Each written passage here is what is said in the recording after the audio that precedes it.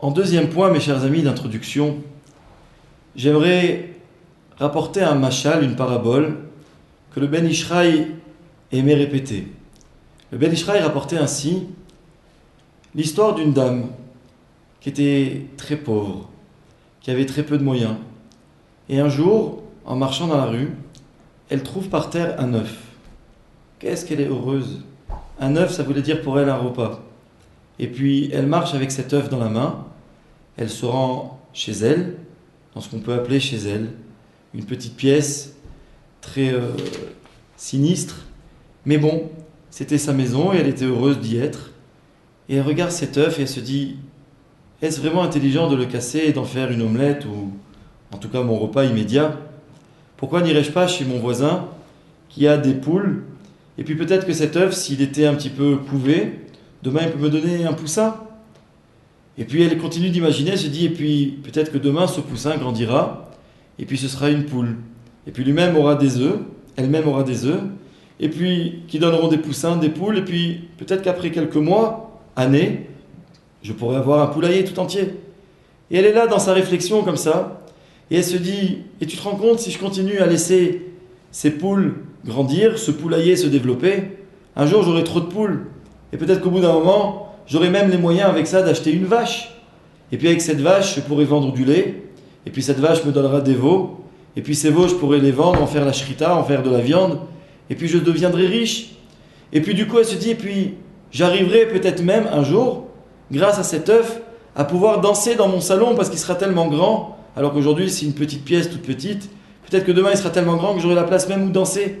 Et du coup, prise par ses réflexions et ses rêves, elle se met à danser, et elle ne se rend pas compte, elle lâche l'œuf de la main, et son œuf se casse par terre. Et son rêve, évidemment, devient une réalité bien moins heureuse que ce qu'elle avait rêvé. Le Ben Ishraï disait, en fait, ça, c'est toute l'histoire de l'homme dans la vie. Un homme, lorsqu'il voit sa vie dans le futur, il aime faire des rêves. C'est le propre de l'humain.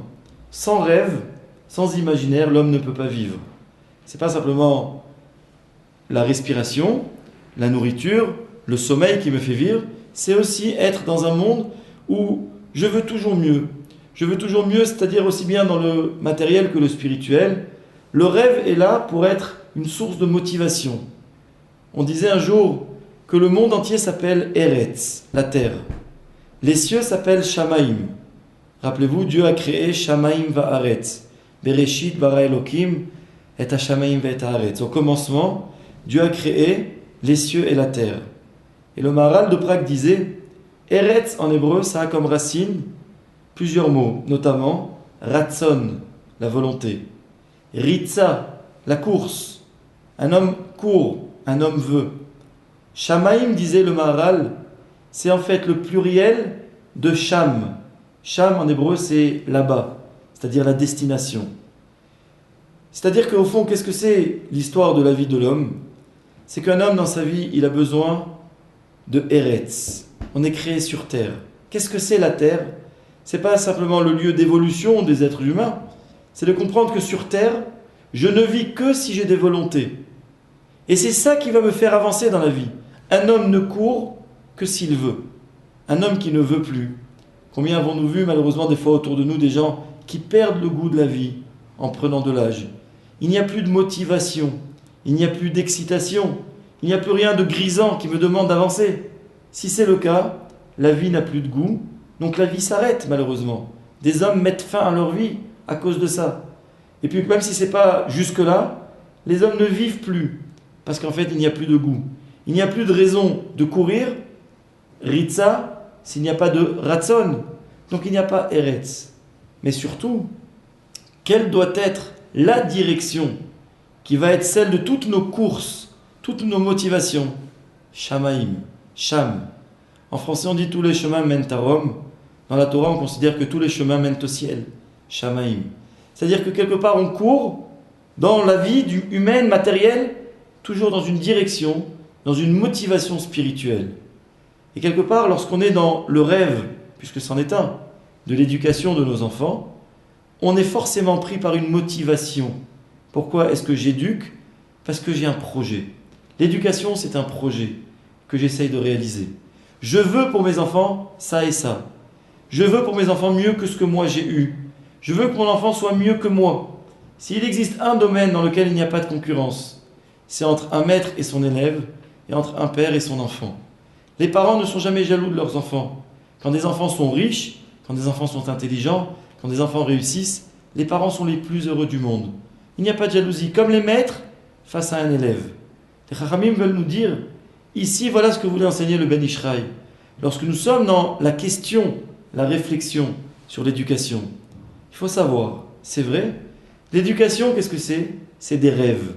Des rêves, c'est beau, et c'est ça qui me donne une raison d'être, c'est ça qui me pousse à agir dans la vie. Mais malheureusement, des fois, lorsqu'on est pris que par le rêve, on oublie le quotidien. Aujourd'hui, qu'est-ce que tu fais? Cette femme qui, prise dans ses rêves, elle a fini par casser son œuf, et donc elle a tout perdu. Et malheureusement, combien avons-nous vu autour de nous de gens qui avaient plein de rêves pour leurs enfants, mais ils étaient tellement pris par les rêves qu'ils oubliaient que Hayom la Sotam, l'action c'est aujourd'hui. Agissons, et cette action doit être évidemment alimentée par des rêves. S'il n'y a pas de rêve, on ne fait rien. S'il n'y a pas d'ambition, d'envie, alors on a les bras qui sont un petit peu ballants et on ne fait rien. Les Chachamim vont nous dire attention, rêvez, mais agissez.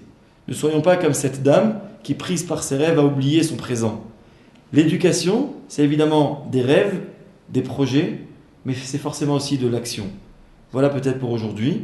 Essayons, dans un avenir très proche, de savoir par quoi devons-nous commencer, non pas peut-être à agir, mais en tout cas à réfléchir pour ce qui va nous pousser à l'action.